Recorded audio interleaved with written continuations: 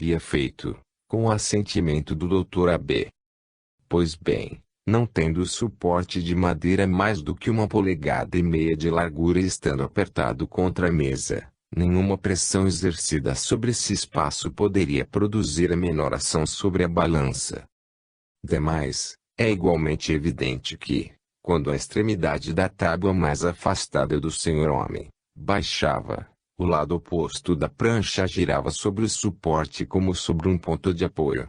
Esta disposição era de uma alavanca de 36 polegadas de comprido, cujo ponto de apoio se achava a 1,5 polegadas de um dos lados, de maneira que, se o senhor homem houvesse exercido pressão de cima para baixo, haveria estado esta em oposição à força que levava a descer a outra extremidade da prancha. A ligeira pressão indicada pela balança provinha, provavelmente, do fato de meu pé ter avançado além do seu ponto de apoio. A singela exposição que acabo de fazer desses fatos foi extraída de notas tomadas no momento em que eles se produziram. Na verdade, se, por pouco que fosse, eu houvesse exagerado alguma coisa, teria sido em prejuízo do meu propósito de provocar o exame científico desses fenômenos, porque, ainda que o Dr. AB esteja, na narração, representado por iniciais impessoais, estas letras significam para mim uma potência no mundo científico, o qual se levantaria contra mim se eu houvesse feito um relato pouco fiel dos fatos produzidos. Confesso que me surpreende e me aflige a timidez e apatia que, sobre este assunto, demonstram os homens de ciência.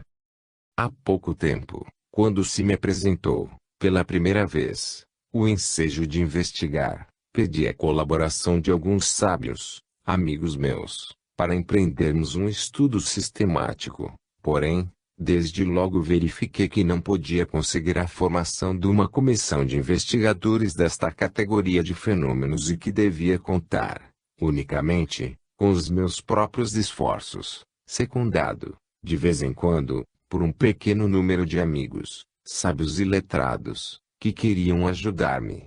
Ainda agora, penso que seria muito tal comissão se compusesse de pessoas conhecidas, que consentissem, francamente e sem preconceitos, em pôr-se em relação com o senhor homem e me consideraria feliz em contribuir para a formação da dita comissão, porém as dificuldades são enormes. Há alguns meses, uma comissão de sábios de São Petersburgo realizou uma única sessão com o senhor homem. Os resultados foram negativos e eles publicaram um relato inteiramente desfavorável àquele senhor. A explicação desse fracasso, do qual todos o acusaram, parece-me simplicíssima.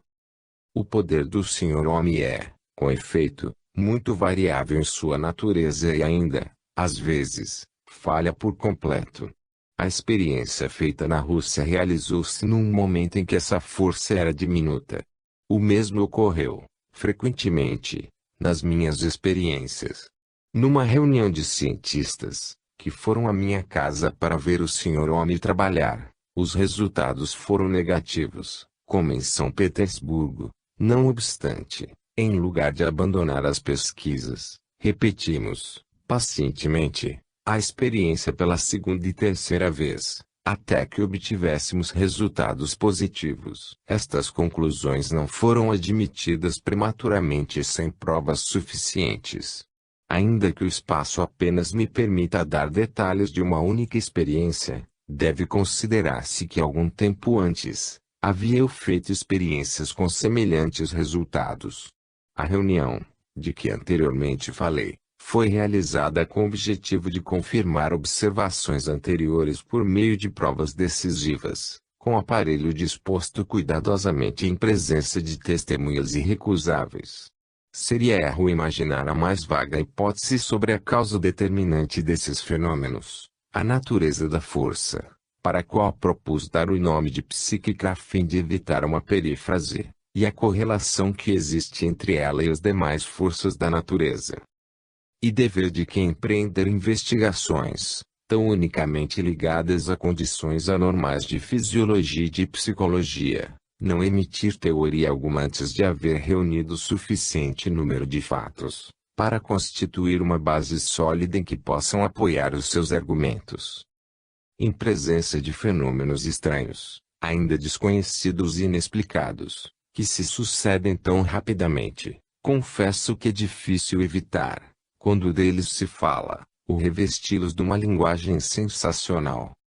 Mas, para que este gênero de investigações obtenha resultado, é mister sejam empreendidos pelo físico, sem preconceito e sem paixão, afastando ele toda a ideia novelesca e supersticiosa, com espírito tão frio e impassível quanto os instrumentos de que se serve.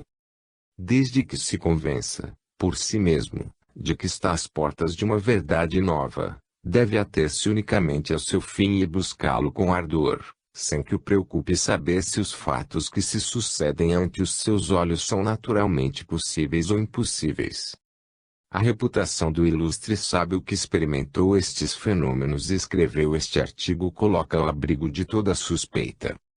Todavia, para demonstrar até que ponto estas experiências foram concludentes e excludentes e excluidoras de toda a possibilidade de fraude, colhemos na Psicologia Experimentale, do Dr. Puel, duas cartas testemunhas, escritas a William Crookes pelo Sr. William Huggins, astrônomo, membro da Sociedade Real de Londres, cuja reputação é europeia, e pelo Sr. Ed. W. Cox, um dos jurisconsultos mais estimados da Inglaterra. Ambos assistiram às sessões no escopo de fiscalizá-las. Carta do Sr. W. Huggins ao Sr. W. Crookes. O Pertucile, SW 9 de junho de 1871. Imo. Sr. William Crookes, membro da Sociedade Real, William Crookes, esquerdo, FRS. Prezado Senhor, a memória, que VSA publicou, parece-me a exposição fiel do que, na minha presença, se verificou na sua casa. A minha posição, na mesa, não me permitia ver a mão do Sr. homem afastada do acordeão, mas somente esse fato foi estabelecido naquele momento por VSA e pela pessoa sentada do outro lado do referido senhor. Essas experiências parecem demonstrar que seria importante fazerem-se novas pesquisas, mas desejo deixar bem entendido que não exprimo opinião alguma quanto à causa do fenômeno que ocorreu. Sou, etc. De VSA. William Huggins. Carta do Sr. Ed. W. Cox ao Sr. W. Crookes, 36, Russell Square, 8 de junho de 1871. Imo. Sr. William Crookes, membro da Sociedade Real, William Crookes, esquerdo, FRS. Prezado Senhor, tendo assistido, com escopo de fiscalizá-las cientificamente, as provas experimentais relatadas no Quarterly Journal of Science, apresso-me em testemunhar a perfeita exatidão da sua descrição, assim como o cuidado e as precauções de que as diversas provas decisivas foram rodeadas. Os resultados obtidos parecem estabelecer, de maneira concludente, um fato importante: a existência de uma força procedente do sistema nervoso, capaz de imprimir movimentos a corpos sólidos e de aumentar-lhes o peso, na esfera da sua influência. Observei que a dita força se manifestava por pulsações bruscas, não sob a forma de uma pressão contínua e seguida, porque o índex subia e baixava incessantemente durante a experiência. Esse fato me parece ter grande significação, porque tende a confirmar a opinião que faz emanar essa força do sistema nervoso e contribui para apoiar a importante descoberta feita pelo Dr. Richardson de que uma atmosfera nervosa, de intensidade variável, envolve o corpo humano. As experiências de VSA confirmam, plenamente, a conclusão a que chegaram os membros da Comissão de Investigações da Sociedade Dialética, após mais de 40 sessões de experiências rigorosas e decisivas. Permita-me VSA acrescentar que nada, na minha opinião, tende a provar que esta força seja diferente de uma força que procedesse ou dependesse diretamente da organização humana e que, por consequência, como as demais forças da natureza, pertencesse à investigação estritamente científica a qual VSA a submeteu pela primeira vez. A psicologia é um ramo científico, quase inteiramente inexplorado até hoje, e essa negligência se deve, provavelmente, ao fato, na aparência estranho, de que uma força nervosa, com existência real, tenha permanecido tanto tempo sem ser submetida a provas experimentais, sem ser examinada e mesmo sem ser reconhecida. Agora que está provada por experiências mecânicas a sua existência na natureza, e, partindo deste princípio, não se poderia deixar de exagerar-lhe a importância para a fisiologia, e a luz que pode jorrar sobre leis obscuras da vida, do espírito e da ciência médica, a sua discussão, o seu exame imediato e sério só podem ser feitos por fisiologistas e por todos aqueles que temam a peito o conhecimento do homem. Conhecimento esse denominado com razão, o mais belo estudo do espírito humano. A fim de evitar a aparência de toda a conclusão preconcebida, eu recomendaria se adotasse para essa força um termo que lhe seja propioso sugerir se lhe denomine força psíquica, para as pessoas nas quais se manifesta o nome de psíquicas e para a ciência que dela tratar psiquismo, considerado como um ramo de psicologia. Permita-me VSA que proponha a fundação de uma sociedade psicológica que tenha por escopo o estudo dessa ciência, até hoje negligenciado, e favorecer-lhe o progresso por meio de experiências, escritos e pela discussão. Sou, etc. De VSA, Edward William Cox. Como corolário desses notáveis documentos emanados, não de iluminados, mas de homens pertencentes à ciência oficial da Inglaterra, o leitor agradecerá a transcrição que fazemos do relatório de uma das comissões de experimentação da Sociedade Dialética de Londres, fundada para submeter ao exame da ciência os fenômenos atribuídos por uns aos espíritos e por outros a uma força nervosa do homem. E as conclusões desse relatório que o jurisconsulto Cox faz alusão na carta precedente. Relatório da Comissão da Sociedade Dialética de Londres sobre o Espiritismo. Informes das Subcomissões de Experiências. Subcomissão número 1 Report on Spiritualism, etc. Pags. 7 a 13. Desde a sua criação, isto é, desde o dia 16 de fevereiro de 1869, a nossa comissão realizou 40 sessões com o fim de fazer experiências e provas rigorosas. Todas essas reuniões se efetuaram nas residências particulares dos membros da comissão, a fim de excluir toda a possibilidade de maquinismos previamente dispostos ou qualquer artifício. A mobília dos compartimentos nos quais se fizeram experiências foi, em todas as circunstâncias, a sua mobília de costume. As mesas empregadas foram sempre as mesas de jantar, pesadas, que necessitavam de considerável esforço para serem postas em movimento. A menor tinha 5 pés e 9 polegadas de comprimento sobre 4 pés de largura, e a maior, 9 pés e 3 polegadas de comprido sobre 4 e 1/2 pés de largura. O seu peso era nessa mesma proporção.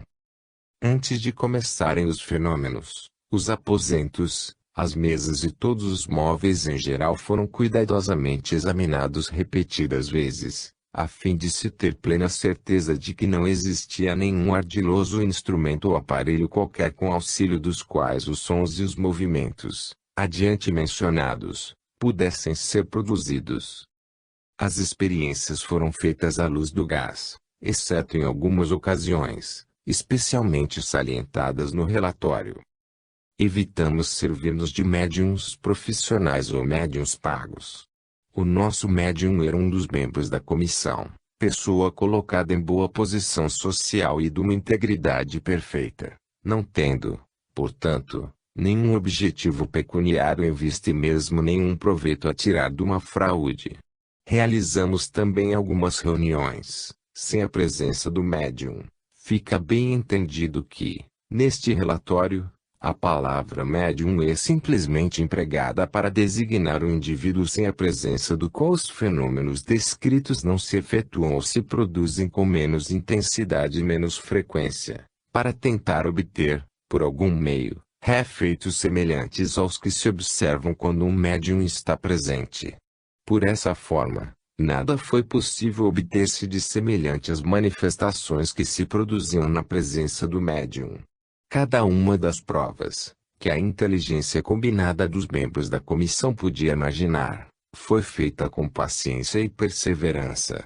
As experiências foram dirigidas sobre uma grande variedade de condições e todo o engenho possível foi posto em ação para inventar meios que nos permitissem verificar as observações e desviar toda a possibilidade de impostura ou de ilusão. Limitamo-nos aos fatos dos quais fomos coletivamente testemunhas, fatos que foram palpáveis aos sentidos e cuja realidade é suscetível de uma prova demonstrativa.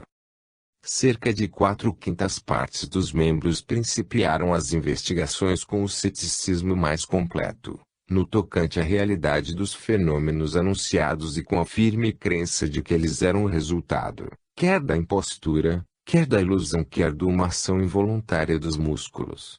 Foi somente depois de uma irresistível evidência, em condições que excluíam essas hipóteses e em seguida a experiência e provas rigorosas muitas vezes repetidas, que os mais céticos ficaram, com o correr do tempo e a seu despeito, convencidos de que eram verdadeiros fatos os fenômenos que se produziram, enquanto durou esse prolongado inquérito.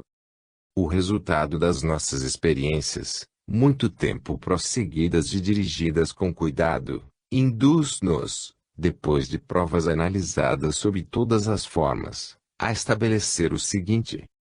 Primeiro, em certas condições de corpo e de espírito, em que se achem uma ou mais pessoas presentes, produz-se uma força suficiente para pôr em movimento objetos pesados, sem o emprego de nenhum esforço muscular, sem contacto, nem conexão material de alguma natureza entre esses objetos e o corpo de alguma pessoa presente. Segundo, essa força pode fazer-se produzir em sons que cada qual ouve distintamente em objetos sólidos, que não têm nenhum contacto entre si, nem conexão visível ou material com o corpo de alguma pessoa. Está, portanto, provado que esses sons provêm desses objetos por vibrações que são perfeitamente distintas ao tato.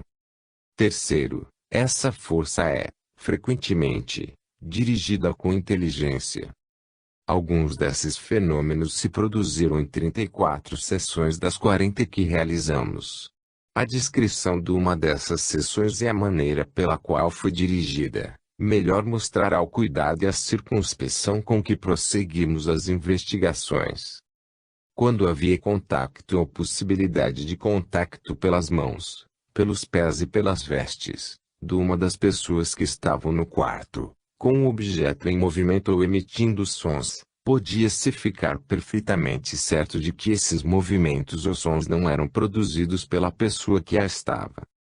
Fizemos a seguinte experiência: 11 membros da comissão sentaram-se, durante 40 minutos, em torno de uma das mesas da sala de jantar, precedentemente descritas, e, quando se produziram movimentos e sons variados, voltaram, com o fim de uma mais rigorosa investigação, o espaldar das cadeiras para a mesa, cerca de 9 polegadas deste. Depois, ajoelharam-se sobre as cadeiras, colocando os braços sobre o espaldar delas. Nesta posição, os seus pés estavam necessariamente virados para trás, longe da mesa, e, por consequência, não podiam ser colocados por baixo nem tocar no assoalho. As mãos de cada um estavam estendidas por cima da mesa, cerca de 4 polegadas da sua superfície. Nenhum contacto com tema parte qualquer da mesa podia, conseguintemente, operar-se sem que se observasse. Em menos de 1 minuto, a mesa, sem ter sido tocada, deslocou-se 4 vezes, a primeira vez cerca de 5 polegadas de lado, depois, 12 polegadas para o lado oposto e, em segunda, deslocou-se 4 e 6 polegadas. As mãos de todas as pessoas presentes foram então postas sobre o espaldar das cadeiras, a um pé, mais ou menos, distante da mesa, a qual foi, como antes, posta em movimento, com uma deslocação variando entre 4 e 6 polegadas. Enfim, todas as cadeiras foram afastadas da mesa na distância de 12 polegadas e cada uma das pessoas ajoelhou-se sobre a sua cadeira, como precedentemente, mas desta vez tendo as mãos atrás das costas e, por consequência, com o corpo colocado pouco mais ou menos a 18 polegadas da mesa, achando-se assim o espaldar da cadeira entre o experimentador e a mesa. Esta deslocou-se 4 vezes, em várias direções.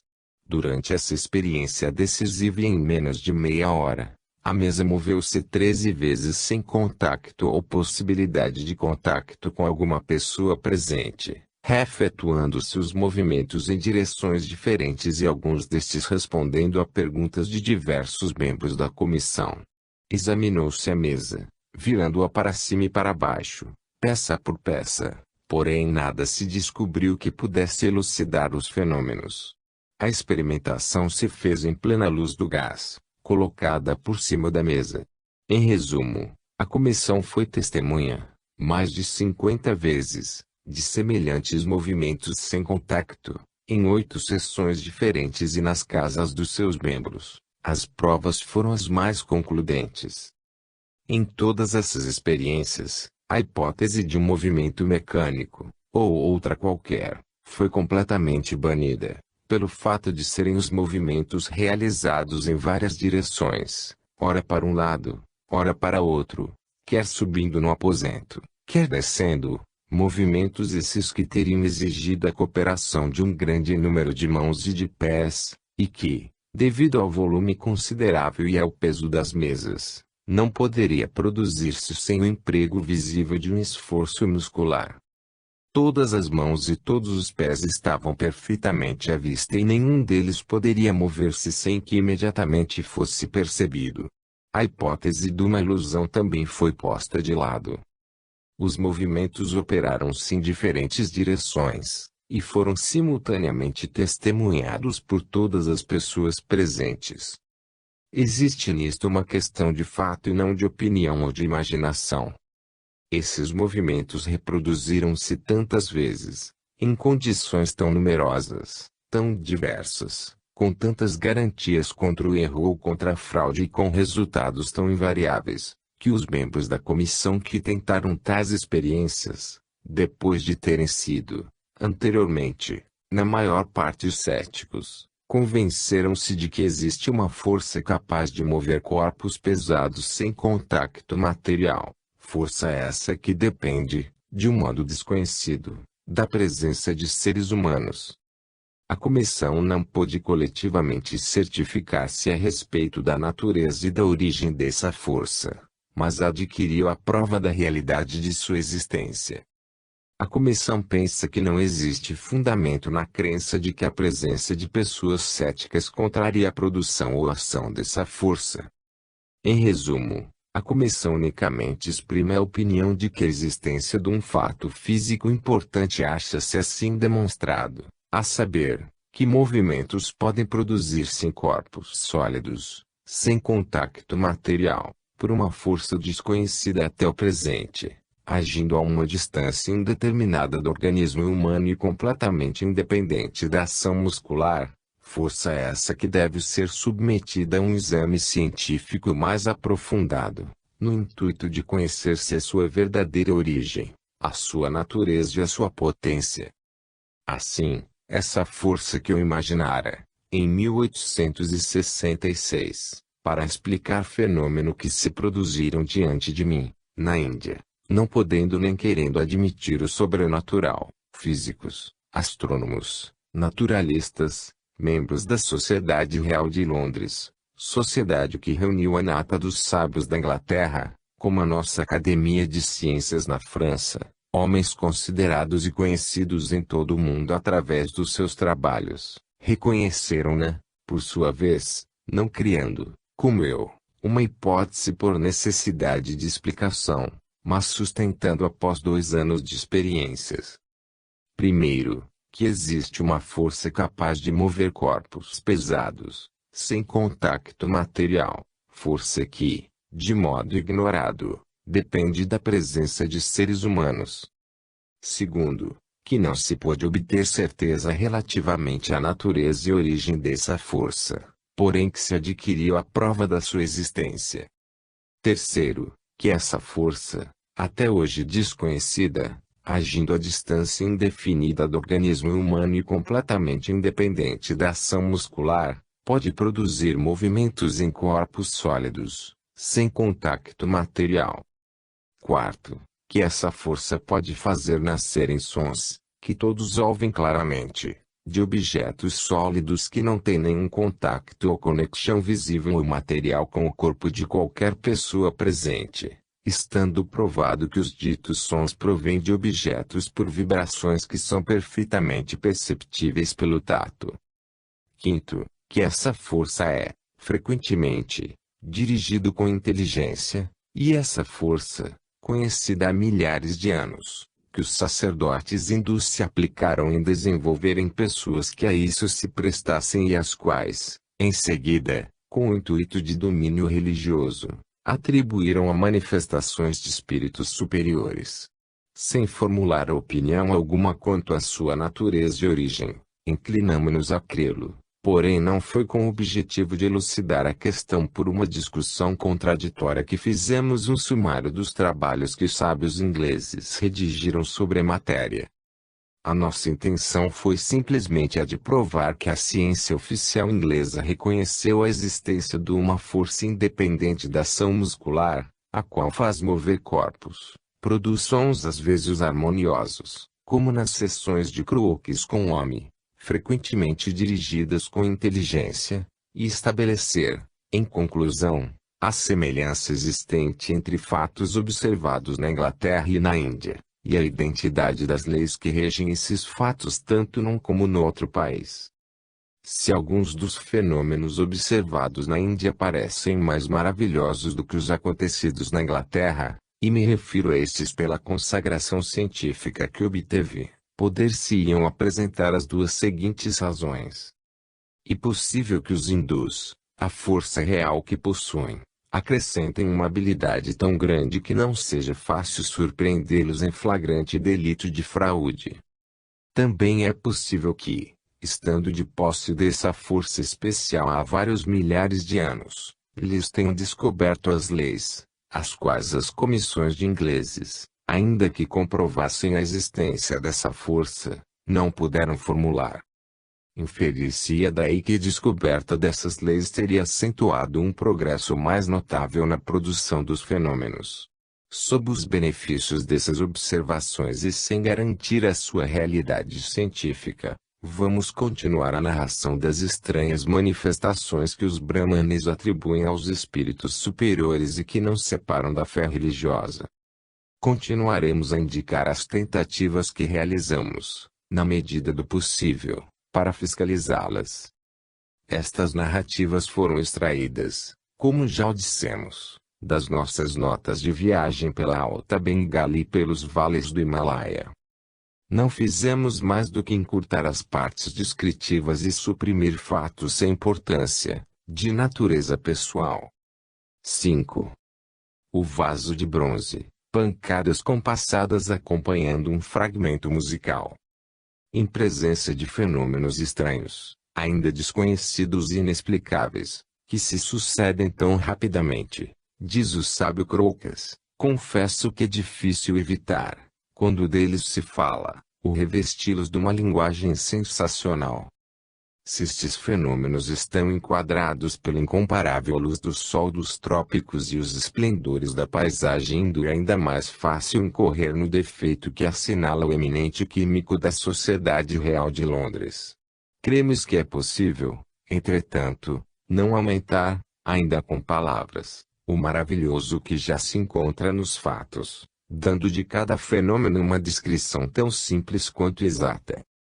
Não renovamos as séries de estudos sobre um fato especial, do qual demos conta no capítulo precedente, porém jamais perdemos a ocasião, Durante a nossa longa estadia nas possessões francesas da Índia e nas nossas diferentes viagens através deste imenso país, de observar, com atenção, todas as manifestações que se referiam ao nosso assunto. A 3 de janeiro de 1866, parti de Chandernagor-Nundingi, espécie de embarcação do país, provida num pequeno camarote. 15 dias depois cheguei a Benarés, a cidade santa. Acompanhavam-me 2 criados indígenas, um canção ou criado de quarto, e um metor, encarregado de preparar-me as refeições. A minha embarcação era tripulada por um cercar ou chefe bateleiro, e 6 macuas ou remeiros da casta dos pescadores. Atracamos nas escadas do Ghat, não longe do célebre pagode de Siva, pouco antes do pôr do sol. Não existem palavras com que possa descrever o espetáculo que se me deparou aos olhos. Poucas cidades, entre as mais belas, diz Roberts, possuem o grandioso aspecto de Benarés. Quando o viajante, curioso por observar, sob o Ganges, o que lhe anuncia a proximidade da grande cidade são elevados minaretes, cujas torres, dominando densas massas de palácios, aparecem disseminadas em aparente e pitoresca desordem ao longo das margens onduladas do rio, numa extensão de cerca de 2 léguas.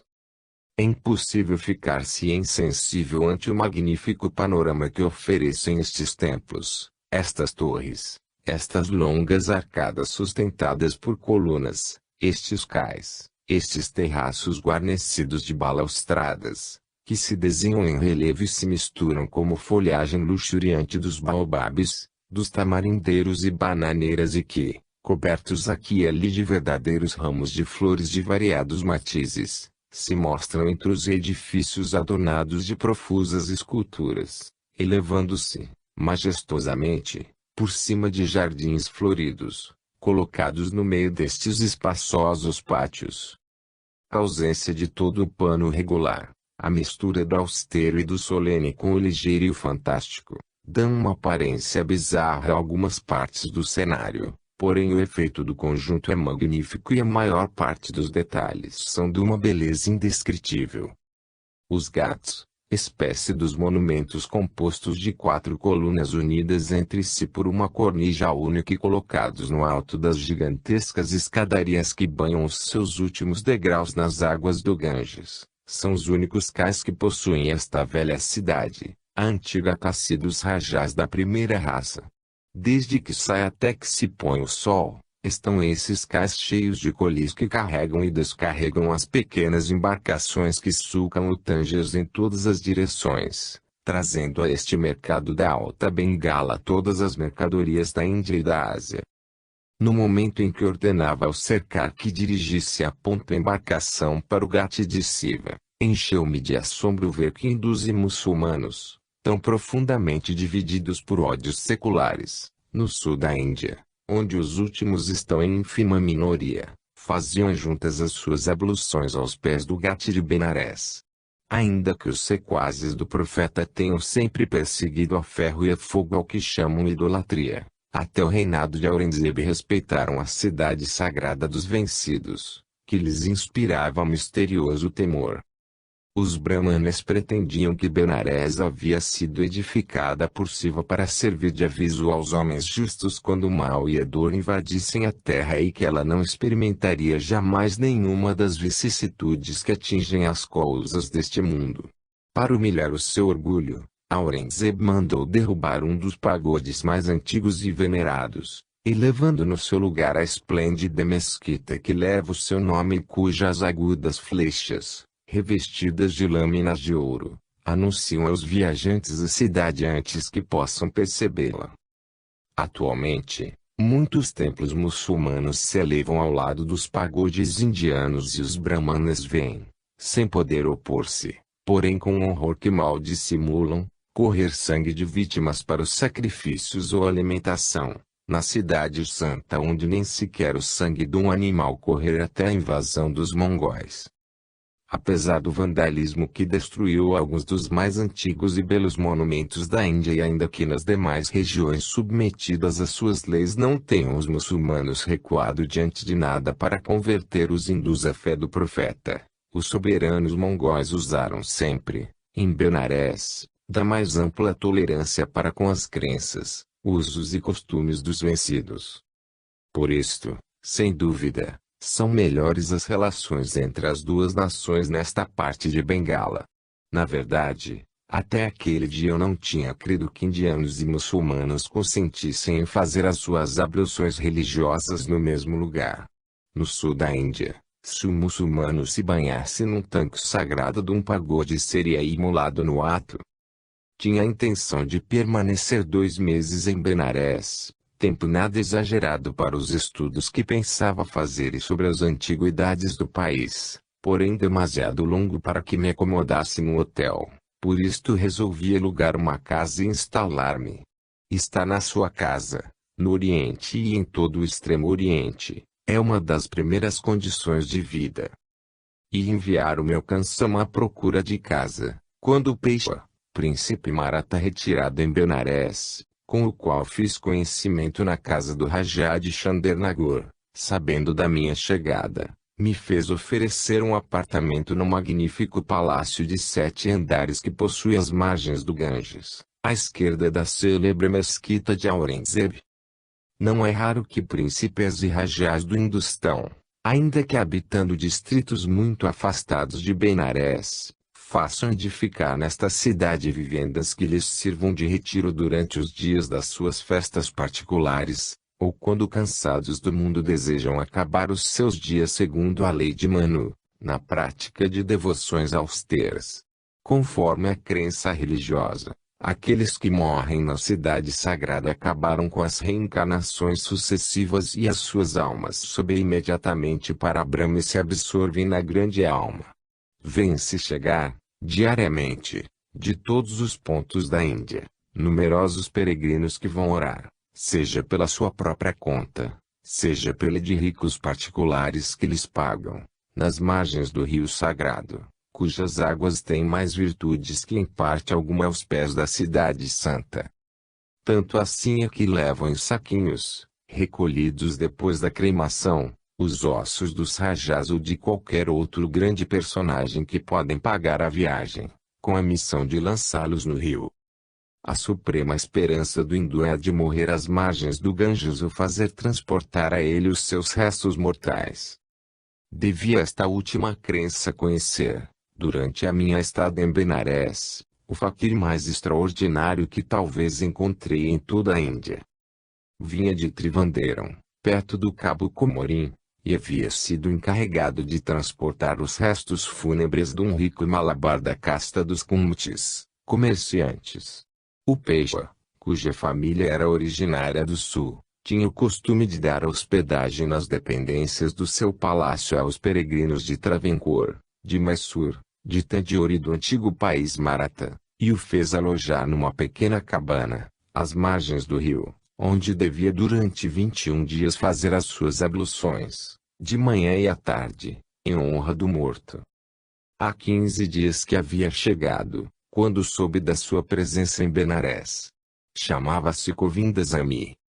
Depois de haver me assegurado da sua boa vontade, fui-lo conduzir ao meu apartamento, certa vez, ao meio-dia, no momento em que, devido ao calor, todos os moradores do palácio faziam a sesta. O quarto em que o recebi dava para um terraço, com vistas para o Ganges, e era protegido dos ardores do sol por um toldo móvel, de fibras vegetais. No meio do terraço, havia um repuxo que, caindo em chuva finíssima sobre um recipiente de mármore, espalhava ao seu redor uma frescura verdadeiramente deliciosa. Perguntei ao faquir se desejava colocar-se num lugar determinado. Estou às tuas ordens, respondeu. Convidei-o a passar ao terraço que, mais vivamente iluminado que o quarto, tornaria mais fácil uma fiscalização. Posso fazer-te uma pergunta? Disse-lhe, logo que o vi sentado no chão. Fala, respondeu o faquir. Sabes se uma força qualquer se desenvolve em ti quando produzes os teus fenômenos? Não sentiste nunca produzir-se no teu cérebro ou nos teus músculos uma modificação qualquer? A força que opera não é uma força natural. Não sou mais do que um instrumento. Evoco as almas dos antepassados e são elas que manifestam o seu poder. Interroguei uma porção de faquires sobre o mesmo assunto e todos me deram a mesma resposta. Apenas se consideram como intermediários entre este mundo e os invisíveis. Tendo verificado mais uma vez esta crença, não insisti e deixei que com vindas me desse começo à série de fenômenos que iria produzir. O faquir já havia estendido as mãos na direção do enorme vaso de bronze cheio d'água. Apenas 5 minutos haviam transcorrido, quando o vaso começou a oscilar sobre a sua base e a se aproximar insensivelmente, e sem sacudidelas aparentes, do faquir encantador. À medida que a distância diminuía, sons metálicos partiam do vaso como se lhe batessem com uma varinha de ferro. Em dado momento, as pancadas se tornaram tão numerosas e tão rápidas que se assemelhavam à queda de granizo num telhado de zinco. Pedi a Govindaswamy que me permitisse dirigir a operação, no que consentiu imediatamente. O vaso, sempre sob a sua influência, avançou, recuou e permaneceu imóvel, obedecendo aos meus desejos. Tão pronto, a uma ordem minha, as pancadas soavam sem interrupção, para logo ao contrário, com lentidão e regularidade, imitarem as batidas por um relógio. Pedi então que soasse apenas uma pancada cada 10 segundos, coisa que executou, seguindo eu no meu cronômetro a marcha dos ponteiros. 10 pancadas secas e sonoras se fizeram ouvir, regularmente, em 5 segundos. Sobre a mesa da sala do meu apartamento, encontrava-se uma dessas caixas de música, de que tanto gostam os indianos e a qual, sem dúvida, o Pejman mandara vir de Calcutá. Ordenei ao meu cansama que a levasse para o terraço e pedi que as pancadas dadas no vaso de bronze fossem de modo a acompanhar a área que o instrumento ia tocar. Dei corda no instrumento de música e o pus em marcha sem preocupar-me com a peça que ia tocar. Tocou, como um turbilhão, de maneira exagerada, as notas frescas e rápidas da valsa de Robin dos Bosques.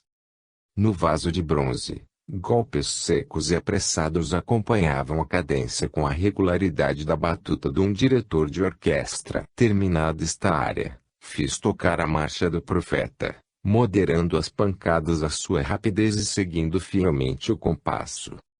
E tudo isto se fazia sem aparato, sem solenidade, sem mistério, num terraço de alguns metros quadrados.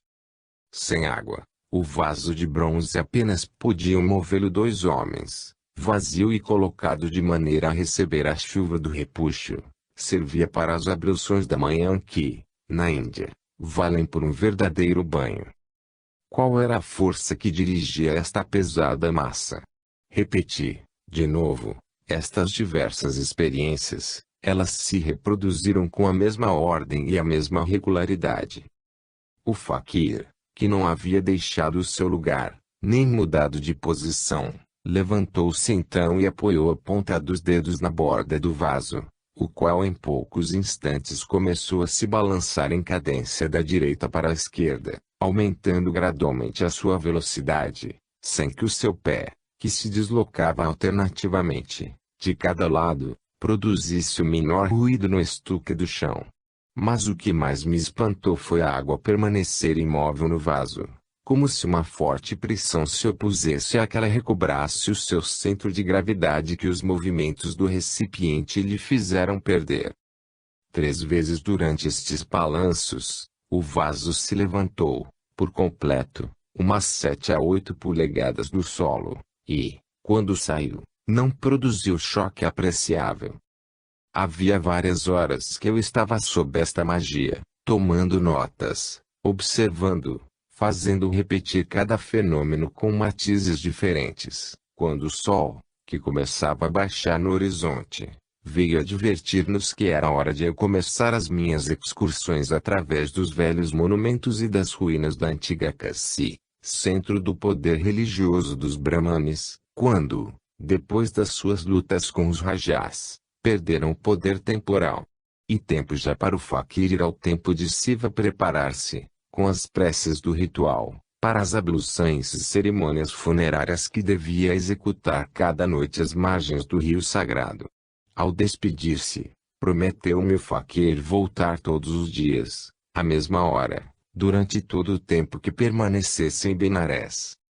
O pobre diabo se considerava muito feliz por ter me encontrado. Eu havia habitado, longos anos, o sul da Índia e falava a doce e sonora língua do país de Dravida, o Tamil, que não se ouvia em Benares.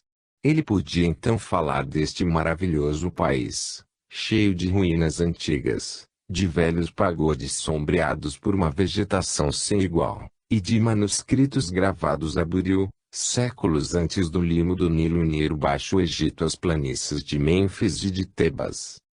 6. Movimento d'água, o bastão mágico. Govindasamy foi pontual ao encontro marcado. Estava eu ocupado em admirar as cataratas de luz que o sol despejava sobre as águas do Ganges, quando o Fakir, levantando uma das cortinas que nos ocultava a porta de entrada da varanda, se aproximou de mim e se sentou sobre os calcanhares, à moda hindu.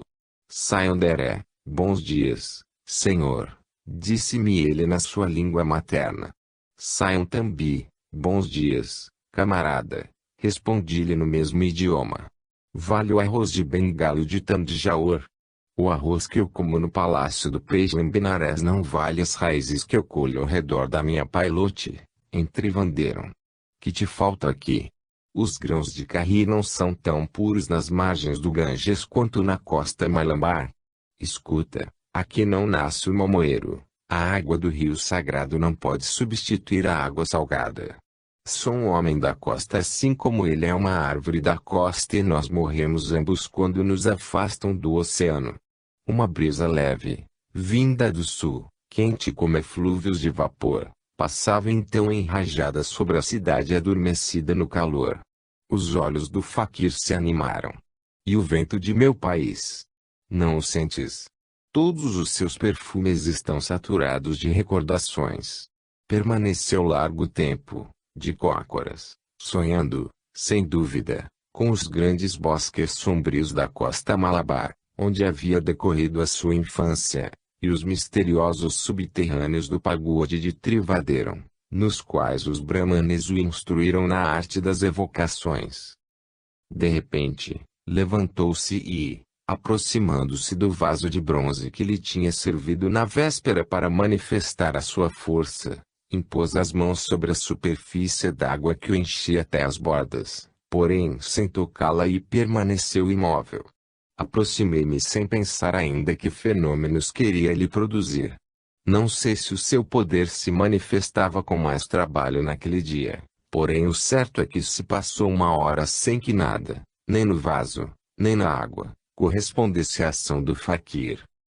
Desesperava-me de que não se obtivesse um resultado qualquer, quando a água começou a agitar-se suavemente, como se uma débil brisa lhe enrugasse a superfície.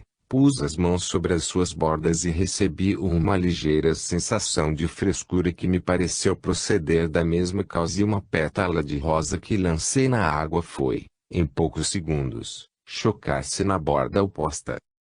Não fazia o Fakir movimento algum, tinha a boca fechada e, circunstância extraordinária que suprimia todo pensamento de fraude, ligeiras ondulações d'água se formavam do lado oposto do operador e morriam, docemente, nas bordas do vaso, na sua direção.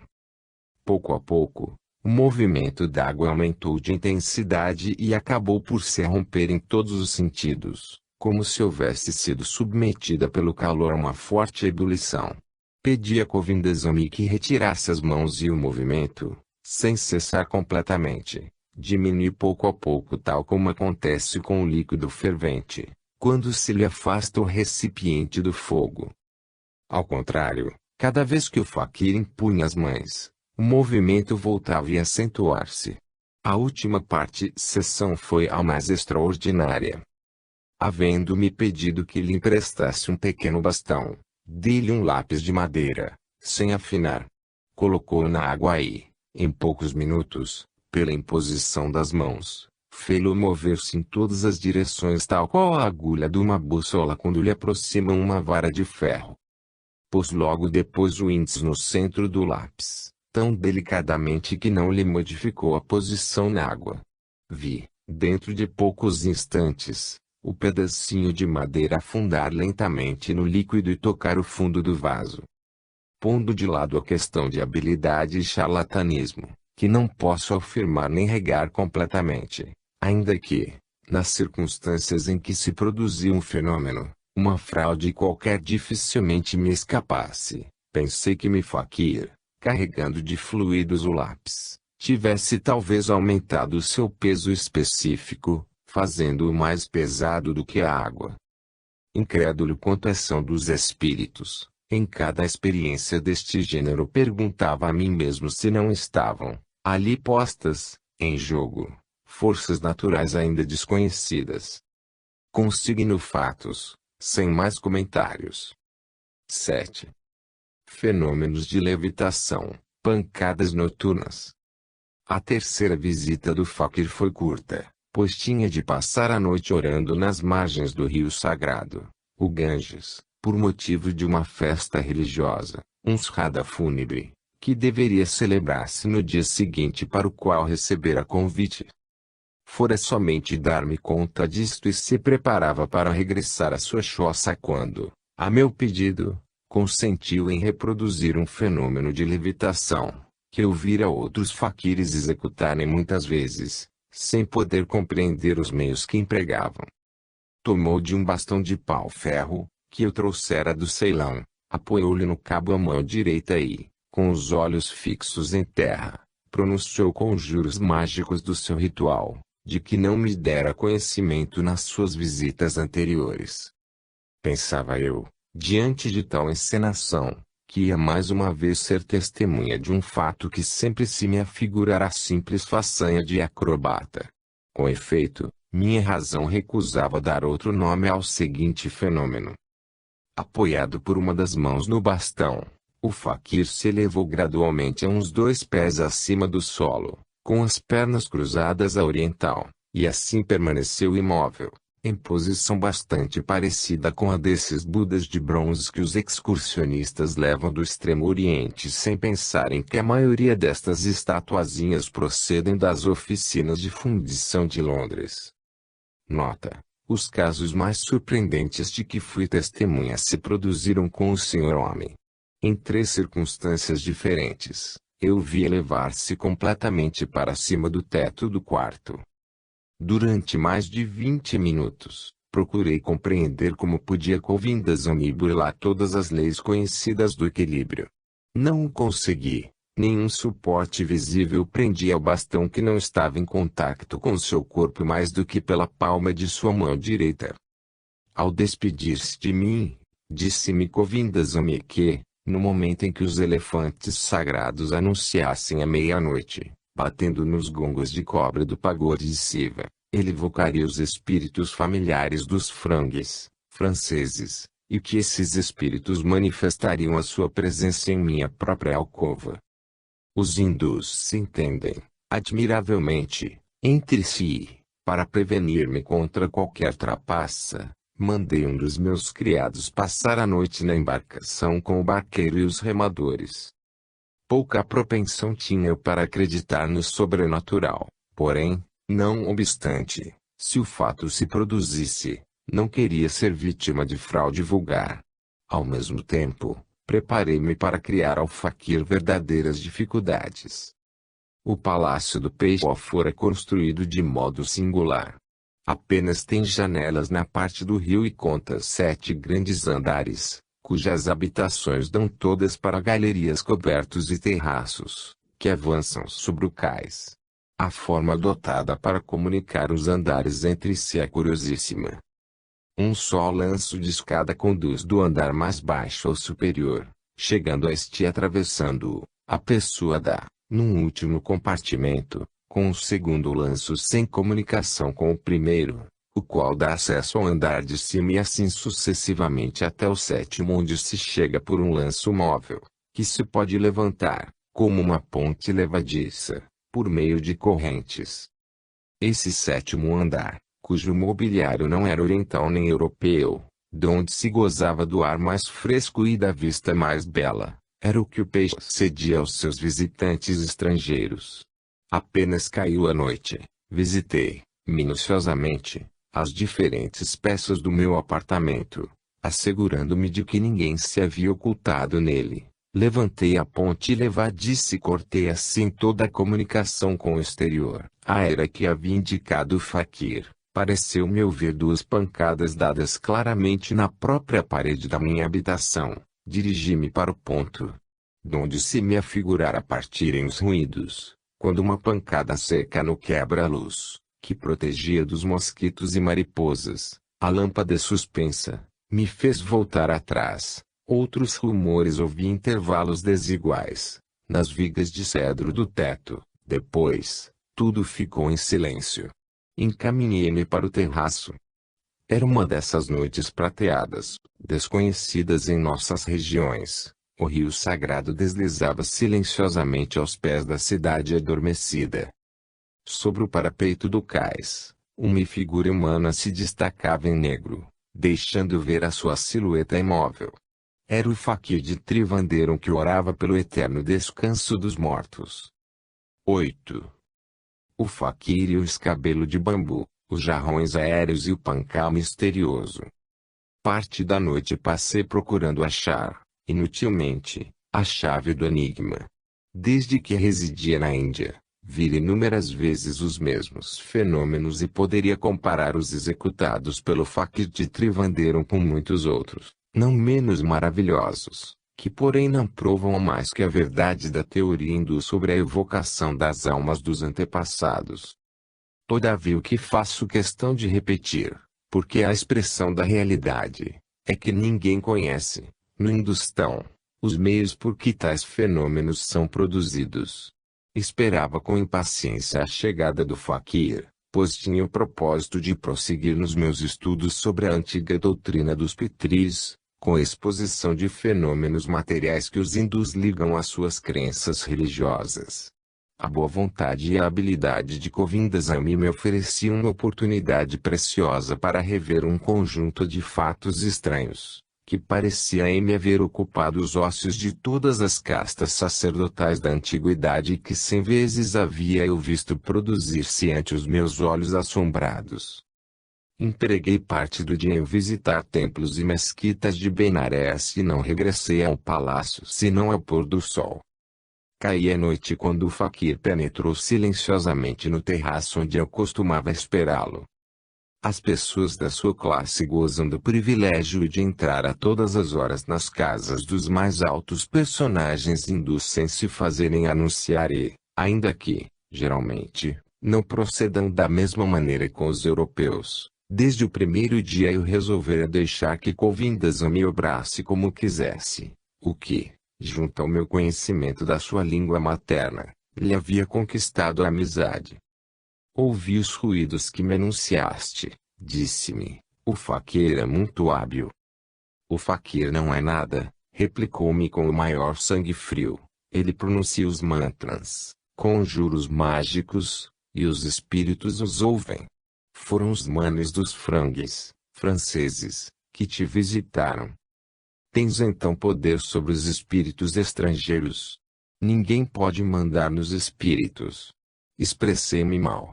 Como é possível que os espíritos dos frangues escutem, favoravelmente, as preces de um hindu, se não são da tua casta? Não há castas nos mundos superiores. Foram então os meus ancestrais que se manifestaram em minha casa, esta noite. Tu disseste. Não houve meios de fazê-lo sair daí. Cada vez que o interrogava sobre este assunto, observava-lhe atentamente o rosto, procurando surpreender nos seus olhares, no seu sorriso, em qualquer gesto, algum indício de incredulidade, porém a sua expressão era sempre impenetrável, de frio convencimento. Depois deste diálogo, sem esperar que lhe pedisse, pôs-se em disposição de continuar os seus exercícios. Havendo apanhado um escabelo de bambu, que estava a poucos passos dele, sentou-se com as pernas cruzadas, à moda muçulmana, e os braços sobre o peito. Havia eu feito iluminar, a giorno, o terraço pelo meu criado e me preparei para não perder um só detalhe do que acontecesse. Como nos relatos anteriores, suprimo tudo que se refere à encenação e às minhas impressões pessoais para só ater-me ao fato material. Ao cabo de alguns instantes em que o faquir pareceu concentrar sua vontade